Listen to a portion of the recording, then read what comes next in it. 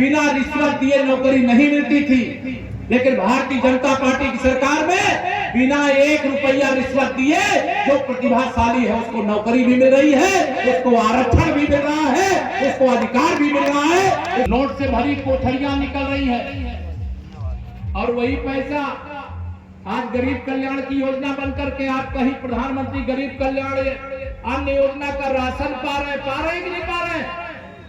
Ration मिल रहा है कि नहीं मिल रहा? हाथ तो ऐसे नहीं उठा रहे, लगता नहीं मिल रहा। अगर मिल रहा दोनों हाथ में बताओ ना, मिल रहा है कि नहीं मिल रहा? बाबा साहब यही चाहते थे कि अगर अमीर के घर में दोनों समय भोजन मिलता है तो गरीब को दोनों समय भोजन के लिए किसी के सामने हाथ फैलाने की आवश्यकता ना पड़े।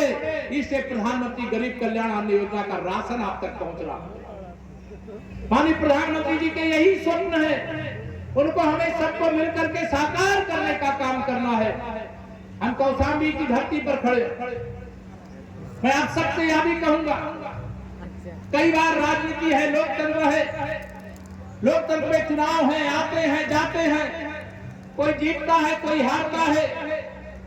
लोकसभा के चुनाव में भी हमें यहाँ सफलता नहीं मिली, विधानसभा के चुनाव में भी हमें कौशाम्बी में सफलता नहीं मिली थी, लेकिन इसका मतलब ये नहीं है कि हमें सफलता नहीं मिली तो कौशाम्बी का विकास ठप कर दे।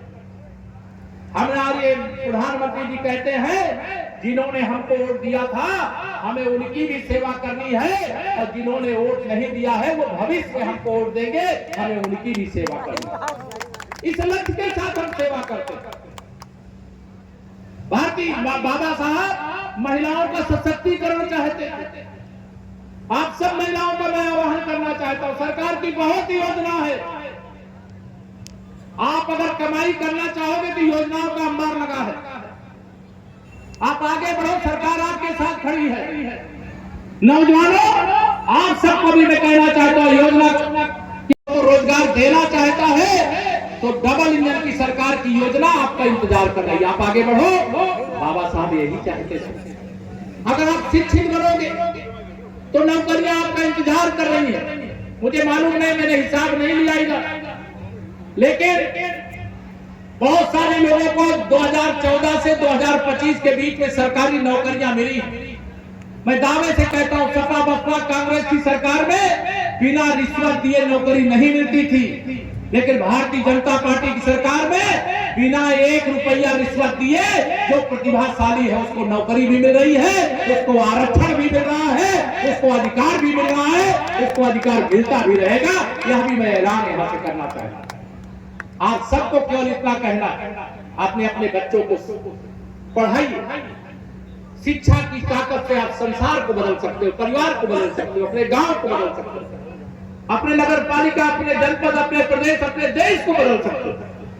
अगर शिक्षा नहीं है तो आप समझिए कि सारे दरवाजे बंद होते हैं। अगर आपने शिक्षा प्राप्त की है तो सारे दरवाजे खुले होते हैं। आज बहुत सारे विरोधी हमारे बौखलाए हुए। लोकसभा चुनाव में हम लोग अकेले भारतीय जनता पार्टी को पूर्ण बहुमत नहीं मिला, लेकिन हमारा एनडीए का गठबंधन भारतीय जनता पार्टी के 240 सांसदों के साथ माननीय प्रधानमंत्री श्री नरेंद्र मोदी जी के नेतृत्व में सरकार चला रहा, सेवा कर रहे हैं। बाबा साहब जो चाहते थे महिलाओं के लिए आरक्षण, उनका अधिकार, समानता का अधिकार कैसे होगा? अगर पुरुष संसद और विधानसभा में बैठे और महिला लोकसभा और विधानसभा में ना बैठे तो ये समानता नहीं है।